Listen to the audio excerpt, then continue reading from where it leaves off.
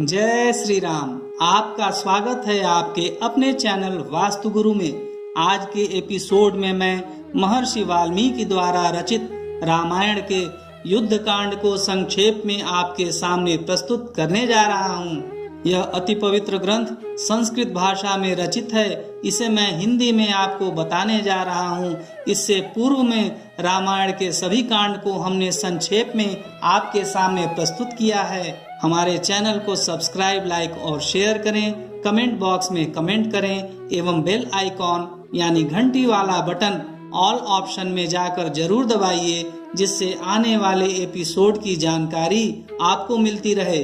क्योंकि हमारा चैनल धार्मिक एवं पौराणिक कथाएं, व्रत, पूजा विधि, अनुष्ठान एवं वास्तुशास्त्र की सही जानकारी आपको देता है। हम आपको वही जानकारी देते हैं जो कि प्रामाणिक हो।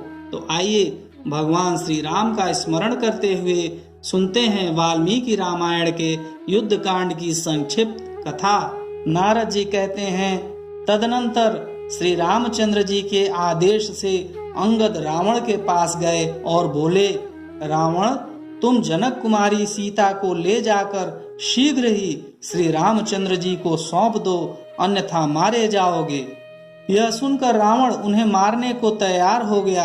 अंगद राक्षसों को मार पीट कर लौट आए और श्री रामचंद्र जी से बोले, भगवान, रावण केवल युद्ध करना चाहता है।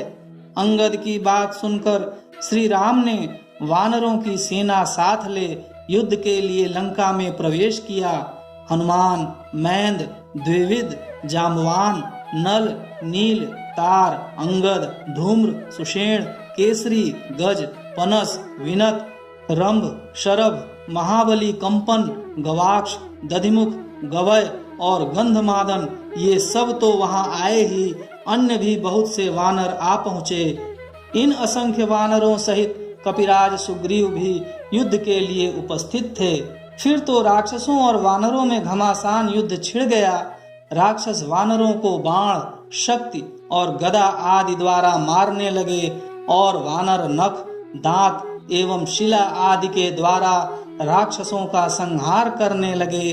राक्षसों की हाथी, घोड़े, रथ और पैदलों से युक्त चतुरंगिणी सेना नष्ट भ्रष्ट हो गई।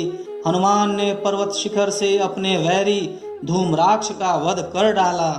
नील ने भी युद्ध के लिए सामने आए हुए अकंपन और प्रहस्त को मौत के घाट उतार दिया। श्री राम और लक्ष्मण यद्यपि इंद्रजित के नागास्त्र से बंध गए थे, तथापि गरुण की दृष्टि पड़ते ही उससे मुक्त हो गए। तत्पश्चात उन दोनों भाइयों ने बाणों से राक्षसी सेना का संहार आरंभ किया। श्री राम ने रावण को युद्ध में अपने बाणों की मार से जर्जरित कर डाला। इससे दुखित होकर रावण ने कुंभकर्ण को सोते से जगाया। जागने पर कुंभकर्ण ने 1000 घड़े मदिरा पीकर कितने ही भैंस आदि पशुओं का भक्षण किया। फिर रावण से कुंभकर्ण बोला, सीता का हरण करके तुमने पाप किया है। तुम मेरे बड़े भाई हो, इसीलिए तुम्हारे कहने से युद्ध करने जाता हूँ। मैं वानरों सहित राम को मार डालूंगा।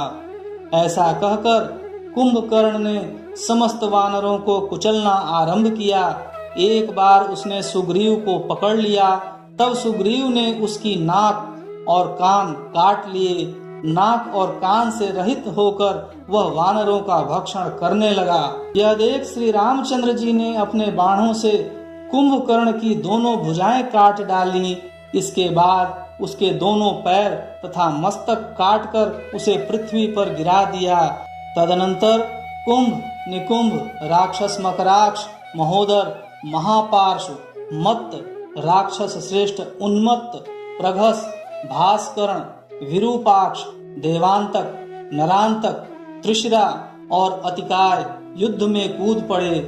तब इनको तथा और भी बहुत से युद्ध परायण राक्षसों को श्री राम, लक्ष्मण, विभीषण एवं वानरों ने पृथ्वी पर सुला दिया। तत्पश्चात इंद्रजित मेघनाद ने माया से युद्ध करते हुए वरदान में प्राप्त हुए नागपाश द्वारा श्री राम और लक्ष्मण को बांध लिया। उस समय हनुमान जी के द्वारा लाए हुए पर्वत पर उगी हुई विशल्या नाम की औषधि से श्री राम और लक्ष्मण के घाव अच्छे हुए। उनके शरीर से बाण निकाल दिए गए।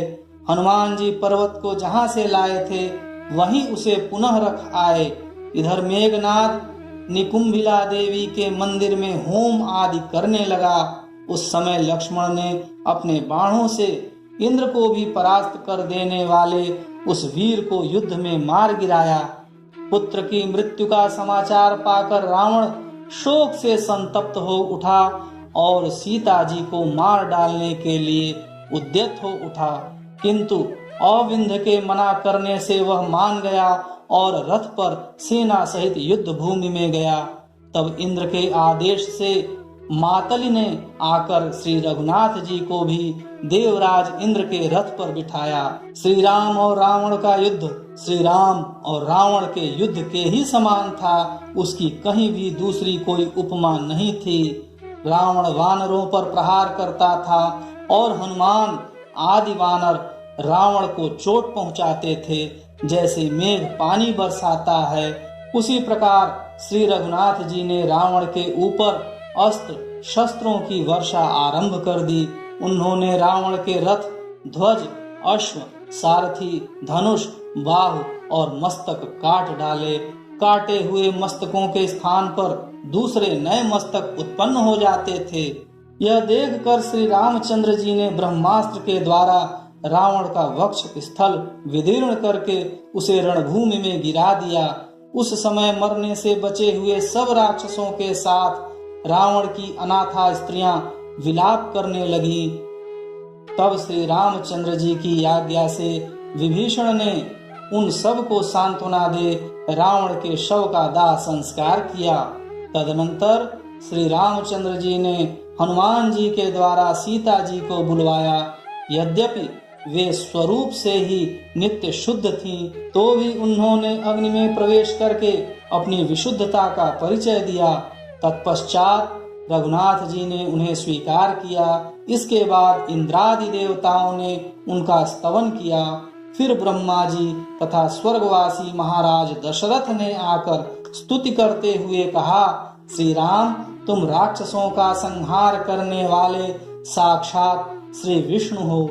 फिर श्री राम के अनुरोध से इंद्र ने अमृत बरसाकर मरे हुए वानरों को जीवित कर दिया। समस्त देवता युद्ध देखकर श्री रामचंद्र जी के द्वारा पूजित हो स्वर्गलोक में चले गए। श्री रामचंद्र जी ने लंका का राज्य विभीषण को दे दिया और वानरों का विशेष सम्मान किया। फिर सबको साथ ले सीता सहित पुष्पक विमान पर बैठकर श्री राम जिस मार्ग से आए थे उसी से लौट चले। मार्ग में वे सीता को प्रसन्न चित्त होकर वनों और दुर्गम स्थानों को दिखाते जा रहे थे। प्रयाग में महर्षि भरद्वाज को प्रणाम करके वे अयोध्या के पास नंदीग्राम में आए। वहां भरत ने उनके चरणों में प्रणाम किया। फिर वे अयोध्या आकर वहीं रहने लगे। सबसे पहले उन्होंने महर्षि वशिष्ठ आदि को नमस्कार करके क्रमशः कौसल्या, कैकेयी और सुमित्रा के चरणों में मस्तक झुकाया। फिर राज्य ग्रहण करके ब्राह्मणों आदि का पूजन किया। अश्वमेध यज्ञ करके उन्होंने अपने आत्मस्वरूप श्री वासुदेव का यजन किया। सब प्रकार के दान दिए और प्रजाजनों का पुत्रवत पालन करने लगे। उन्होंने धर्म और कामादि का भी सेवन किया तथा वे दुष्टों को सदा दंड देते रहे। उनके राज्य में सब लोग धर्मपरायण थे तथा पृथ्वी पर सब प्रकार की खेती फली फूली रहती थी। श्री रघुनाथ जी के शासन काल में किसी की अकाल मृत्यु भी नहीं होती थी। इस प्रकार रामायण कथा में युद्ध कांड का वर्णन पूरा हुआ। आपने अवश्य ही इसका रसपान किया होगा। प्रेम से बोलिए जय श्री राम।